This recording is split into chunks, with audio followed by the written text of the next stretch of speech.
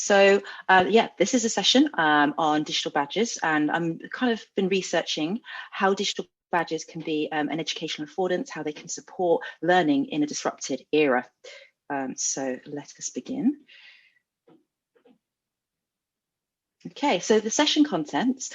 First of all, I would like to explain exactly what digital badges are. So to give you a little bit of background and explain when they were developed, how they work, etc. And then perhaps highlight how they might be of interest to you as an educator here at the University of Portsmouth. I'd like to take a little journey looking at some learning theory and look at why digital badges might help us or help students and support their learning. And then we're going to have a look at some insights from my research projects that I completed recently, and I'm hoping that these insights might be useful to you. Despite perhaps you're not developing a badging program, but if you are thinking about developing any technology enhanced learning adjunct, which might take a lot of resources and commitment, hopefully you can draw some insights from my research and some sort of tips and an approach or some food for thought about how you might go about that. And throughout the session, I'll be sort of touching on how digital badges could perhaps help our students learn during this technology disrupted era. So let's have a quick look and sort of unpack exactly what digital badges are. So digital badges provide a micro-credentialing system. So they help learners, whether you're working in a job, whether you're a student at a university, whether you're working for a charity, generally we're always learning. We're learning new skills, competencies, we're expanding our knowledge. And a badging system helps to acknowledge that learning as it occurs. So it's a digital system that companies, charities, and education institutes can utilize, and they can recognize and award people's learning in a digital format with a digital badge. And the great thing about these badges is that they're exportable. So someone who earns a badge can export that badge to LinkedIn, so they can show to potential future employers or future educational institutes, look, this is what I can do. These are my skills, these are my competencies. Perhaps that person also has a website, a personal brand website. They can also link their badges to their website. So they're very transportable, and they're also encrypted with metadata. So I wouldn't say they're impossible to forge, as nothing is impossible, but unlike physical documents, the badge is connected sort of via kind of like a blockchain-y type system back to the issuer. So the metadata is in there: who issued the badge, how did the earner earn the badge, what did they do, the evidence, etc. So it's quite a tough system to forge. So it's quite reliable. So it allows learners to say, look, I was issued this badge, whether it was by NASA, whether it was by Salesforce, whether it was by HubSpot, whether it's by the University of Portsmouth. It's something that they can take with them and export to their website or their LinkedIn. So that's a little background on digital badges. Now, why might digital badges be of interest to you as an educator? Well, at the University of Portsmouth, we use Moodle as our virtual learning environment. And since Moodle rolled out version 3.7, we've had the ability to issue badges in two different ways. So we can issue badges for activity completion. So if a student enrolled on a module completes a certain activity or set of activities, so that could be a Moodle lesson, a Moodle quiz, engage with some resources, you set the parameters, but you can provide a badge to recognize that learning and that achievement. The other way we can issue badges is through a sort of a tutor or a teacher award system. So if you see students in your class who are developing and achieving certain skills, so communication skills, teamwork skills, you can award them a badge manually. So there's two different ways. So it's quite a good system for kind of encouraging, developing and sort of providing a framework for skills and competencies. So to have a quick dive into the learning theory, why badges might support learning. Well, first of all, it's worth thinking about how motivation and assessment are intertwined. So as Abramovich, Sean and Hegassi posit, you need to understand, in order to understand the educational potential of badges, you need to understand how badges affect learning motivation. So if we can understand how badges might affect learners' motivation, we can understand how they might support learning. So this, when I was undertaking my literature review for my curriculum development project, there was quite a lot of research on badges that kind of supported that they have a positive effect on learners' motivation. So why might that be? Learning theory suggests that perhaps it's because badges can affect students' achievement goals, so their goal orientation, and also have an impact on the intrinsic value of the module or course of study. And those two things come together to improve or enhance motivation. So I'll just unpack that a little bit more for you. So achievement goal theory, which is also known as goal orientation, posits that there are three kind of broad categories that learners fit into. So a learner could be or have a performance approach. So they're motivated by performing better than other people. So they might want to earn the most badges and be the best. Another type of learner is a mastery approach learner. So they are motivated to learn for the sake of learning, to master a topic or a discipline for the satisfaction of doing that. So they might be interested or motivated by badges because they help to structure learning. And finally, the third type of potential learner is a performance avoidance learner. So they're motivated by not being singled out or spotted as being the one that has the least achievement, so perhaps the least badges or having no badges. So this is just a potential concept as to why badges might motivate in terms of looking at the performance orientation. Now, in terms of intrinsic motivation, so this is based on the expectancy value theory, badges might just improve the module. So you've got badges, it helps to kind of break down learning, and it helps the learners to say, okay, I get this, I can see how it works, I can see the structure. So it might lift their expectation that they can do well, that the module is interesting, they can see the relevance of the topic. So by introducing a structure such as digital badges, which means you're focusing a little bit more on the content and the completion and the structure, you might actually increase the intrinsic value of the module itself. So digital badges, it's been posited that there's different ways or means that they might affect learners' motivation. So making modules better, clearer, also sort of a competition-based learning where learners might want to actually sort of be seen to doing better than others, having more badges perhaps, or collecting them for the, for the joy of collecting them. So these two theories come together to kind of explain why badges might motivate learning, but it's also worth considering Zimmerman's self-regulated learner theory. So Zimmerman's self-regulated learner theory posits that learners benefit from being encouraged to plan, to set goals, to monitor and evaluate their learning, and to personally initiate processes and responses to improve their learning. So if we give them the structure and we can say, okay, this learning area here links to your assessment and learning outcomes, and this will help you to do better, then perhaps the students will say, okay, I have a system now, I can initiate, I can complete, and I can monitor my learning. So activity completion badges might help with accountability, self-completion, progress visibility, and gives students a sense of reward and recognition that they're undertaking specific tasks.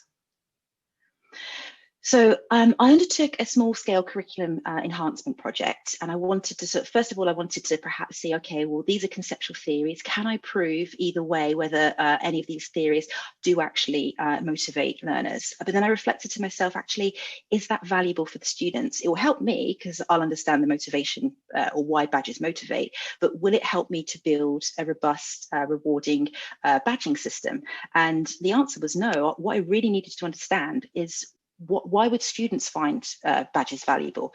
Would they prefer teacher awarded badges for soft skills such as communication skills, presentation skills, or would they prefer activity completion badges that help them to engage in the academic topic or perhaps develop soft skills for employment, industry specific skills for employment?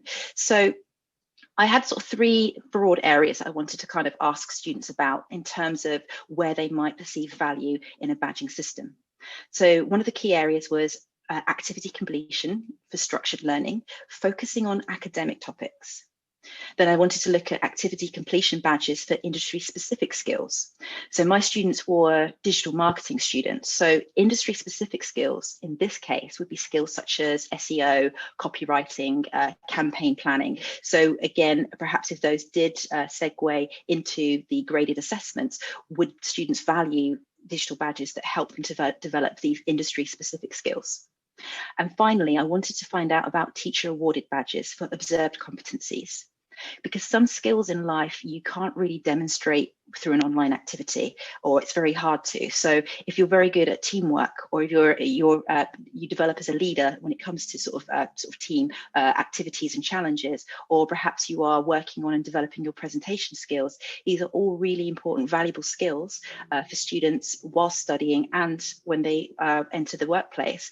And it's very difficult to measure these through assessments. So at times, perhaps teachers could award badges for offline activities. It could be a presentation in class or a group activity to recognise students' development of these soft skills. So those are the three areas I wanted to investigate and gather the students' opinions and feedback on. So my methodology, it was really a pragmatist research paradigm approach, because when I was undertaking my research, when I planned to do it, lockdown happened. And what I planned to do in the classroom, in kind of more like a focus group environment, again, discovering the why, ended up being online. So it was still face-to-face, but we did it online using a quantitative survey method. So it's really very much action research as well, because I wasn't, as I mentioned earlier, I first of all thought I might try to sort of test some of the existing theories, but then I thought that's not going to really benefit my students or my teaching right now. What I want to do is find out, okay, how can I develop something for the curriculum that could support the students? And finally, it was very much mixed methods. As I mentioned, I was present with the students online while they were using a quantitative survey method, but I also asked them open-ended questions, which they use the survey tool to give me their responses. So I've got both qualitative and quantitative responses, which I will be sharing an analysis with you shortly. So just to give you a bit of background, my participants were second-year students. They were on the digital marketing undergraduate pathway, and they were studying social media marketing with me, which is a 20-credit unit. There are 38 students in the class, and I was lucky enough to get 35 of them to participate in the research. As mentioned, it was synchronous live. So I was giving a sort of a mini presentation, telling the students about digital badges, giving them a sort of a bit of background, and then asking them questions, both like scale questions and open-ended questions. And I used the tool VBox. In total, there were 14 questions, and I've used 7 of those in my research. So the first part, I wanted to focus on these activity completion badges and gather students' insights on activity completion badges. So I've just given a little example that I used in the research presentation. This would be relevant to students on digital marketing. We're looking at public relations, user-generated content, and review building. And those are 3 core areas of understanding earned media. So I was showing them how we could have badges for separate topics that would come together to complete a kind of an area of understanding. So I asked the students, how do you feel about activity completion badges, activity completion as a way to earn badges? Do you have any opinions, questions, concerns, and doubts? So the emergent theme, or one of the most sort of strong emergent themes, was around motivation. So students reported that they saw a benefit to learning. So we had motivation, task focus, assessment. Now, it was really interesting to see that students actually drew the link between how these might help with assessments. So students said that they would be helpful before assessments, which made me think, okay, perhaps we could use badges as a revision tool. Lots of students were saying it was a good idea. I love that one student called it mini milestones, which I thought actually that really kind of sums up how badges could be used to help structure learning. So lots of positive responses under the theme benefit to learning. Now, another really interesting theme that came up is that students were concerned about workload. They said, you know, they have a big workload already. They wanted to know, or they were sort of advising that if the activities were too long or too many, it might lose the value, especially if the badges were compulsory and their students had to do it. They might find that they have too much work to do. So it's really interesting to take that into consideration, that the badging system mustn't add to their existing workload. So just to sum up some of the themes, so in terms of benefit to learning, there are 11 responses under the sort of motivation, focus, and benefit towards assessment.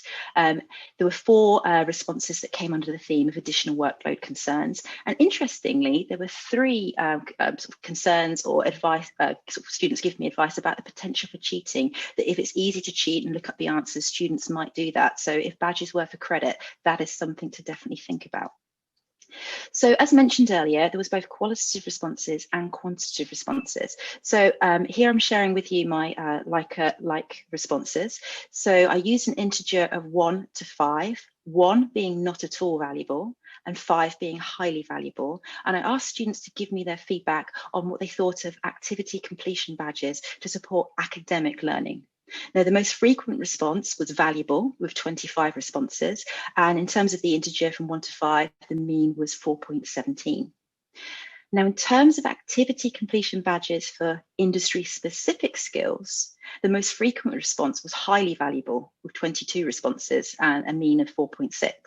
So if we can take that into consideration, that students find that activity completion badges could be valuable for academic topic knowledge and highly valuable for industry skills, perhaps we could get those two to work together and have assessments that kind of pull in some development of industry skills. And we make sure we design a program that doesn't add additional work to the existing workload and that it's robust against cheating. So I think just asking these questions about activity completion badges really helped me to understand how I might actually plan and develop a badging program in this way.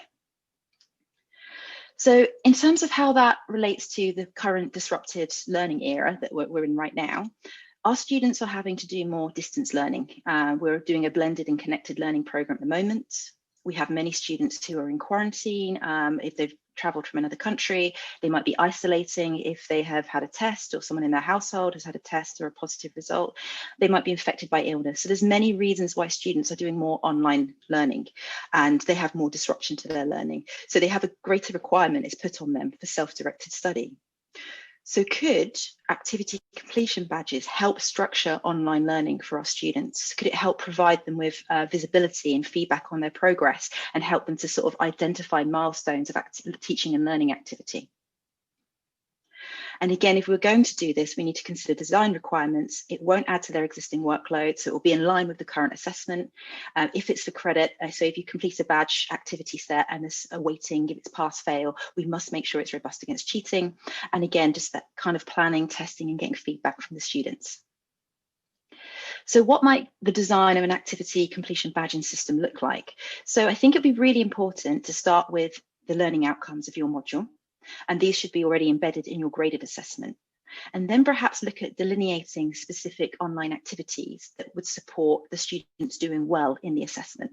And then maybe group those under sort of badges, create a structure, and then go to the lovely TSU/Moodle team for support in actually creating the badging system on your Moodle page. It could be support with actually the badge icons and how to set them up and how to link them to activities. The next step I think would be crucial would be to communicate the value of the badging system, how it works, what it's for, how it could benefit the students to get their buy-in. And then once it's rolled out, of course, get their feedback, find out if they did find it beneficial and if they did find it of value. So next, I would like to talk you through the research findings around teacher awarded badges. So when I explained teacher awarded badges to students, I kind of explained it as I did earlier on, that these are badges or badges that are given in recognition of skills that are quite hard to or impossible to evidence through an online activity. So these might be teamwork skills, presentation skills, or perhaps leadership skills. So the question I asked the students, how do you feel about digital badges being awarded by a teacher for observed competencies? Do you have any opinions, questions, concerns, and doubts? So again, we had that really strong theme around motivation. Lots of students said they thought it was a good incentive. They thought it might lead to higher grades. And really interestingly, they thought that it might actually be an incentive to participate more in face-to-face classroom-based activities. So responses around bringing your part in seminars, getting involved in lectures, bringing your part in group work came up. So it's really interesting that different badge types might affect different areas of increased activity and motivation. Another really interesting theme that came up around teacher awarded badges for soft skills was the theme of external recognition. So students were making comments such as extra certificate, professional portfolio, show what you're good at. Now I thought actually it might be worth explaining at this point that due to the word cloud I've used to generate these statements, it only has 25 characters. So I've had to chop up some of the responses. So that's why they're kind of half sentences. So it's kind of like just to show you some of the content of the responses, but they're kind of, yeah, they're not kind of indicative of the number of responses. I'll kind of sum that up at the end. But so these are sort of me pulling out parts of sentences. But yes, back to the theme. Students, one of the student responses I remember is a student saying that she didn't feel confident self-reporting her skills. So it would be good to have a teacher who is endorsing her for those skills. So it was really interesting, sort of the level of qualitative responses that came from asking this question. Now, a really important theme that emerged when it came to teacher awarding badges is a theme around fairness.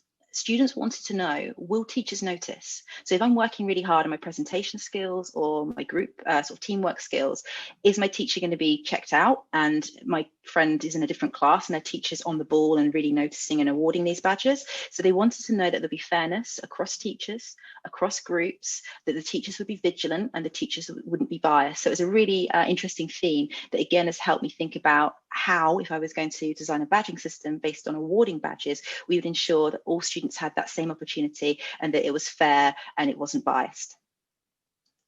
So just to sum up the themes around teacher awarded badges for soft skills, so there were 10 responses, so quite a high frequency of responses around evidencing achievement externally, 8 responses around motivation and potential sort of engagement and higher grades, 7 responses for concerns around fairness, so again quite a strong theme around fairness and consistency. And I've highlighted the recognised by valued employers because that's something I'm going to come back and talk more about shortly.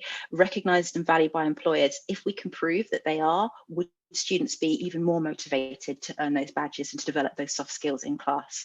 So I won't read all of them because I don't want to death by PowerPoint, but I just wanted to give you an overview of the themes that came up around this particular question. So as before, I did both qualitative and quantitative questions. So in terms of the like scale response, in terms of teacher awarded badges for soft skills, the response with the highest frequency was highly valuable. So 17 students said that teacher awarded badges for soft skills would be highly valuable, and the mean was 4.4. So if we combine that with the qualitative responses, teacher awarded badges could help students to be motivated to engage in person, in class, in seminar, in lecture. The value of badges could hinge on being recognised externally by employers, and the system must be fair, so consistent across groups and teachers and not biased. Oops. So again, looking at that in a disrupted era, right now, well, so first of all, in higher education, unlike perhaps further education and school, we have a dual task. We have a task of educating our students around a specific topic, an academic subject area, but we also have a responsibility to help them develop transferable skills to get them ready for the workplace, as it's normally, apart from the few that might go on to do a PhD, most students are coming to university to help develop their employability skills and to be more attractive to employers. Now, in this disrupted era, we need to bear in mind that the graduate placements are reducing. The economy is contracting. According to, I think it was Classer writing for the Financial Times, graduate jobs are down by 66%. So there are 66% less graduate jobs. As most of you might know, at the moment in this era, we have one of the largest proportions to date of school leavers going on to higher education. So we have more students than ever and fewer graduate jobs. So it's really, really important for those graduates to be able to make themselves distinctive, because a degree alone isn't enough to differentiate yourself from other students. So again, in this disrupted era, teacher awarded digital badges for soft skills might be really valuable for our students in helping them to evidence soft skills and transferable skills and help them to evidence and demonstrate their employability. So could we develop a badging system here at the University of Portsmouth? Now, when I was doing my literature review, I came across a really interesting project that was written up into an article by Davidsek et al. And they developed a project they call GRASS, which stands for Grading and Assessment of Soft Skills. And in order for this to be successful, they argue that you need a well-defined, open and expandable set of soft skill metrics that are available to teachers so they can periodically sample, observe and measure students' soft skills using the open badge technology and a pedagogic approach of constructivist alignment. So we can have badges, we can have a set of predetermined metrics to measure skills, and we can use the two together. We can create a framework so that we can actually help students know what those skills are, how to demonstrate them, and then we can reward them and issue badges to help with demonstrating that they've gained those skills. So students want a badging system that's consistent, fair, and based on a criteria, and we could possibly research, find out what skills are most important, and produce a system such as GRASS, so grading and assessment for soft skills.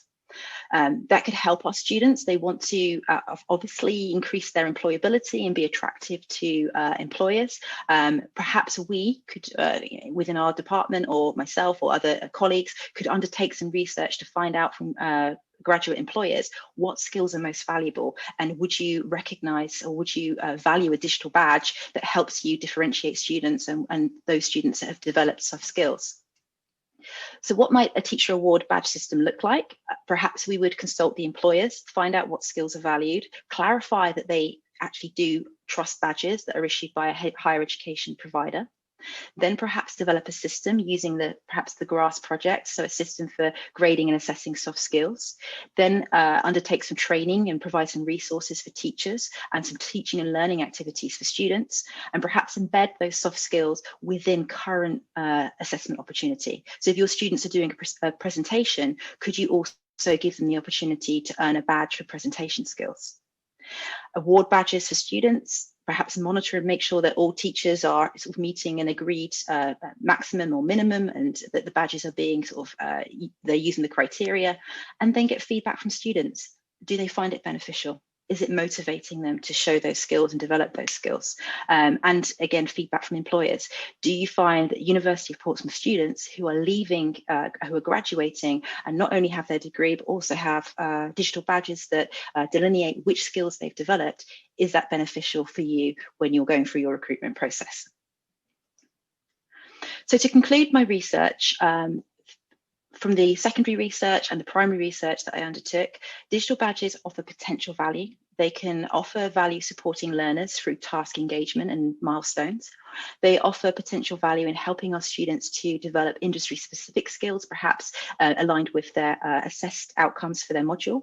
And they can also help students support and help students to develop employability skills and evidence those to employers. So in general, in terms of undertaking research to do a technology enhanced learning project, what this research has really taught me is that if you're going to design something, stakeholder involvement, doing sort of a requirements gathering, ultimately students are going to be using the system. So we need to find out, what do they want? What makes it trustworthy? What makes it relevant, credible, achievable, attainable? So if you were doing badges, or if you're doing any project that might require a lot of your time and a lot of your energy, because a lot of us perhaps hold back and don't do these things because we're worried that we could spend lots of time developing something and the students don't care, they don't engage, they don't do it, and then we're like, I'm very busy, I shouldn't have done that. So we kind of hedge a little bit. But if we were perhaps to do some research with the students to find out, okay, this is how it could look, what are your concerns, what are your suggestions, why would it be of value to you, and perhaps we'll have more confidence to know that this is something that they would value, why they value it, and then we can design it better around their values. So yes, so students as stakeholders can provide some really valuable insights if you are planning a technology enhanced learning project. So just to wrap up, in terms of my curriculum development study that I've shared with you today, it was a small sample, so I can't generalize my findings to broader higher education. It was a large sample in terms of a good turnout for the class, 35 out of 38, but again, perhaps wider research is required just to make sure that it's not just my students who I have a good relationship telling me everything's great, that perhaps if students who were in other classes and other modules in other courses of study participated in a similar study, perhaps then we could see whether it's more broadly applicable. Yes, so if you have any questions or comments around badges or around my research, I would welcome them. And I'd just like to say a big thank you for being here and for your time. So over to you.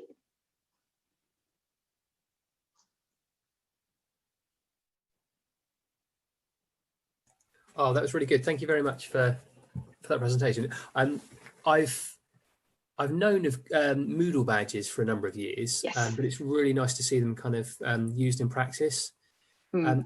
I was wondering when you were working through it, you were talking about assessment credits for badges. I just wondered how that would work in terms of awarding bodies. Is that okay to kind of have badges in that make up?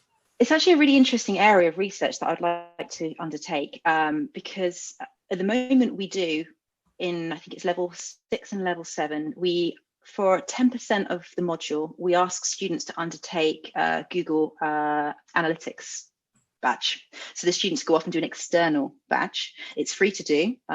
So they undertake some learning activities, they complete an online test with Google at the end, and then they have 10% of that towards the module. So we're kind of already doing that at the moment. We do it with HubSpot as well for social media marketing, and I think it's inbound marketing. So we're trying to encourage students to understand who the expert practitioners are, understand that there's all these free tools and resources out there, and also understand that not only can you come out of the university with a degree, but you can also come out of the University of Portsmouth with a degree plus a HubSpot certificate in social media marketing, Google Analytics. So it's kind of there already. In terms of creating our own learning, say if it's activity completion for credit, we would have to be careful. It'd be very similar to what we do right now with online tests. It's classified as coursework. We keep them open for a week. Students, and they could screenshot, they could take pictures of the questions, but we try to randomize the questions, randomize the answers. Could they cheat? But if ultimately, again, are they cheating themselves because they're avoiding the learning? So again, and like the student said, they know that this is a thing, that if it's too easy to cheat, that it won't be valued. So we would have to kind of think about how can we show the externals that this is a good idea, that the certificate is worthwhile, it's for credit, and we've also taken care of making sure that it's not too, nothing is impossible, but we've certainly looked into making it robust against cheating. Does that answer the question? Or Yeah, it really does. Yeah, thank you for that. okay. It's really it was quite interesting to hear that institutions like Google and Learning Spot that students will recognise are getting behind it. Yes. But so Yes. it gives it, when it's on your CV, it gives it kind of a bit more It emphasis. does. Yeah, I think what we found previously, if we advised the students to do it and it didn't have any credit attached to it, they go, oh yeah, it sounds like a really good idea. And then very few of them would. But if we just gave them just a little bit of credit, a little 10%, they would do it. And then we'd also make sure whatever assessment they were doing, that whatever they learned in Google Analytics was valuable towards their actual big assessment. So it kind of pulled through. So you did a conscious decision of making it part of the curriculum and not keeping it extracurricular.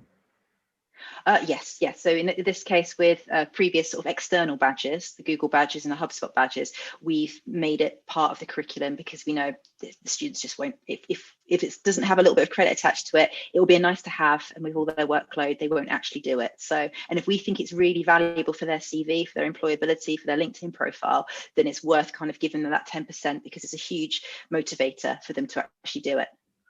Whereas we are trying to do something different. We are trying to encourage more employability activities for students to take part in, and to motivate them to do that. Maybe we got it the wrong way around. We're using badges to motivate them to take part in.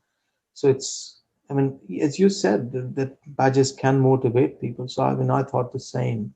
So that's why we thought that if we give them rewards in terms of these badges, and then through co-production, we can discuss with the students as to what they want these, badges to then give them. For example, making these badges transportable to other platforms, like badges already one option. Then you could take them even some discuss some sort of way to bring these badges onto LinkedIn, and then maybe that becomes more visible to the employer. Yes, Again, yeah. So we were exactly. considering those kind of things, but again, the take-up's been, it's only been a half a year that we run it, and with very limited number of events that we've kind of identified and mapped onto different badge verticals that we had in our school. But the take-ups, I mean, on those activities, extracurricular activities, is anyways low. I can't claim that that has made a huge impact on the sessions. And then we are into second year, which is COVID, and the teams kind of run out Yeah. Yeah, because it's really it's really hard. I can quite imagine. so I don't know which way to go now. Well, Yeah, if any it, suggestions? Yeah. yeah, in my literature review, some of the things I came across that I didn't make it into the final article. Some researchers have looked at the actual design of the badge. So the badge has to look credible. Perhaps if you're looking at some of the Google badges or the HubSpot badges, they're very simplistic. They look kind of, commercial. So the badges, if the student's going to put it on their LinkedIn, it needs to look good. Also, again, from the questions, the responses in my survey, do employers care? Because if they're going to put it on their LinkedIn and they're going to put it on their CV, they have to think, employers are going to think, this is good. I like you because someone has said you can present. Someone has said that you have excellent critical thinking or attention to detail. You can use the badges in different ways for these soft skills that we try to get students to develop. And employability skills, it could be, you probably have to give me some examples, because I know employability can be both soft skills, but it can also be activities such as CV writing, etc. So it's, how do badges motivate the students? Is it an external motivation that they want to say to people, look, I've got this badge, this makes me more attractive as an employee? Or is it, okay, I'm checking off all of these activities, and by doing this and completing these badges, I will complete my learning? So there's kind of two different appeals that badges can have, and kind of thinking, which is it that I'm going to go for, and then what do I need to do in order to make that work, might help. No, I think your suggestion about asking the employers, is there some kind of survey that we could use? Because our placement office did offer us that we can survey on your behalf the employers. This is something I'd really like to do for further research too, to actually speak to employers and say, okay, and there is a lot of journal articles already around employability on the key skills for business school graduates and graduates more broadly, and almost at the top always is communication skills, and a sort of other sort of similar transferable skills around teamwork. So we know generally from secondary research what skills graduate employers value, but what we don't know so much is, how do they see that students have these skills when they look at a CV? How do they measure the extent to which a student has these skills in an interview scenario? So say you've got teamwork skills, you can only self-report that. They might say, oh, tell me a time when you did this, the old interview question. Give me an example of when you've used innovation or initiative. Those sort of stock questions, but it's kind of like, if you've got someone saying, okay, I've known this student for 3 years, and they've leveled up from foundation to intermediate to advanced presentation skills, there it is. It's kind of an external validation from someone within a higher education provider. So again, it's kind of would students find that really valuable? I imagine they would, and perhaps when we complete that research cycle, speak to employers, speak to students, develop a system so it's fair, and then award the badges. Perhaps we'll find it works that way. So, or again, with your employability activities, it might be, okay, if you complete all of these employability activities, you are much more likely to be in good shape to get a graduate position. Yes. And then it's kind of like you've got 5 key activities, so it's activity completion. So yeah. Okay, thank you. Sorry, is it Sally? Did you have a question earlier? I saw you put your hand up. Is it Sally? I did, yes. Oh, Amy, sorry, Amy, beg your pardon, sorry. I couldn't see your name. Thank you for that. That was really really enjoyable, and I like the the quotes from your students. I really like that phrase that you picked up on, mini milestones. Yes. Yeah. And I just wondered if you had any advice. So obviously there's the overarching badge and how that's named, and then there are various components that are ticked off to meet it. Do you have any advice about a kind of scale of those in terms of making it meaningful, but not, as you say, sort of overburdensome? I guess it would be quite unique to each module, but I guess it would be kind of maybe a brainstorming, mind mapping activity where you look at sort of, say you've got 4 learning outcomes, and for one of those learning outcomes, the students say, I'll give you an example from my module. We do social media marketing, and within social media marketing, we look at paid, so paid campaigns. We look at owned, so their own Facebook page and their own posts that they make, and we look at earned, user generated content. And then within those 3, there are subcategories of learning. So I might do a badge on earned media, and we'd look at PR, user generated content, and word of mouth. So I would divide a topic within my module, and then I might have smaller badges. So it's kind of like a stacking system that they get the final badge. So perhaps if it was for revision or towards an end project, they know, okay, I know that I've watched these videos, read these chapters, undertaken a mini quiz to make sure I've kind of distilled the learning from these, and I've ticked off that area, that topic. I can understand the benefits and the limitations and how I might apply it. So it would be quite unique to your module, but it's kind of thinking about how does it break down logically, and how can I kind of create sort of topics that fit nicely together and contribute to a broader sort of area of understanding. Yeah, absolutely. It's making me think about some of the comments we had from the students this morning, and about sort of them really wanting to know what they need to do now, what's the next in that, and that idea of keeping on track. Yes, I think yes. In its very essence, the kind of the benefit of the badges are that there is a sequence to work through, and they are ticking things off. Yes. I think sometimes we're expecting them to find that sequence yes. themselves, rather than being explicit about it. Exactly. I had a conversation with a first year after class a couple of weeks ago, and he asked if there was like a kind of a curriculum. He's come from further education where you'll do an A-level, and there are very, very specific topics with subtopics of learning that you will work your way through. And generally it's following a certain textbook. And then we kind of, some of our modules are tied to textbooks, and we'll use quite a few chapters and resources from a textbook, but we won't necessarily go from start to end. And then the students in the first year, for example, are on 6 different modules from kind of different areas of the business school. So it's very dispersed, and they don't have, it's a huge leap from that topical, very specific structured learning to go off and do some reading, do some wider reading, watch the lecture, look at the sources in the reference list. And I think some students really struggle with that lack of structure. So perhaps activity completion badges might help them, give them some reassurance, and help them at least tick off the basics of, if you're doing these activities and you're engaging with them, you are completing foundation level of learning for this topic, and here's some wider reading as well. Absolutely, thank you. No problem. I was wondering whether it came up in any of the conversations with students, or just from your own expertise in the area, Regine, about, and this might just be me, I've never liked the name badges. And it sort of feeds into the point you were saying to Manish about, you want the badge itself to be professional looking and of a particular standard to be taken seriously. But I was wondering if you had any discussions with the students around what you'd call these things, because I quite like micro credentials, but it's a bit of a mouthful. Yes. No, it's a really, really good point, because if we're looking at something that's externally facing, again, micro credentials is generally the kind of description of what it is.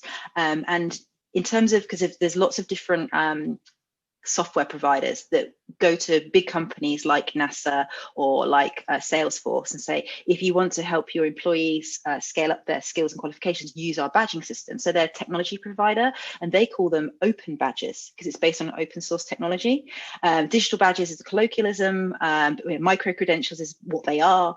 But if we're looking at external, I think micro credential is probably a much better title for them. And maybe internally we could call them badges, because I think we should distinguish between the two, because if you're doing activity completion, it's for your learning, it's specific to that module. But if you're doing something like team building or presentation skills, it's something external, and we really want students to see the difference. So this one is going to help you if you want to go on and study it, like do a master's or get a job in a certain company. This one is going to help you on this module or on this course. So we could have badges for one and micro credentials for the other. That's a really good point, because I think that the name is very important, as is the sort of what the badge looks like, the title of the badge, all of that kind of sells itself to the student to say, yes, this is worth engaging with. And again, to the employer, if you had a badge that looked like something you'd get if you were in a kindergarten class and it was like, primary colors and, I don't know, Comic Sans font, it's not going to shout. Even if it's like critical thinking skills, it's you have to have that visual congruency in the design of the badge, the font, the colors, so it looks professional. But internally we could have very simple badges that are specific to that module, so they all look alike and they belong to sort of families. So again, it's that kind of recognition. But yeah, really good question. I sort of wonder if there's value in getting people together who are working on badges cross-institutionally to explore this a bit further, because I quite liked your suggestion at the end of the grass model that had been. Yes. Amy, you probably know lots of people doing this. Manish was the only person that came to mind, so I'm glad that he's turned up for this.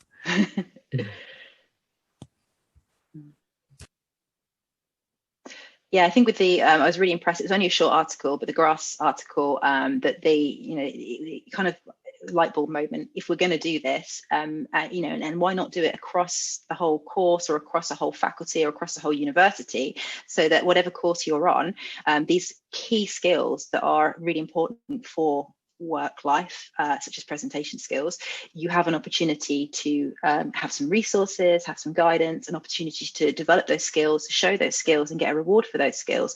We could do that university wide, but if we did, we would need a set of metrics, and we'd need to agree upon those metrics so they're relevant to all different faculties. And then we'd also have to say, okay, so how do we make sure that all teachers are engaged with it, that a student who's in group 3 rather than group 1 has got a better chance of getting a badge, because that teacher's like all up for badges and the other teacher doesn't get them, and they're a bit of a technophobe. So we would have to kind of, if it was going to be a full project, which I think it could be quite complex, but I think it could be quite rewarding, especially given the fact that there are less graduate jobs and students do need help becoming to differentiate themselves and to sort of evidence these skills.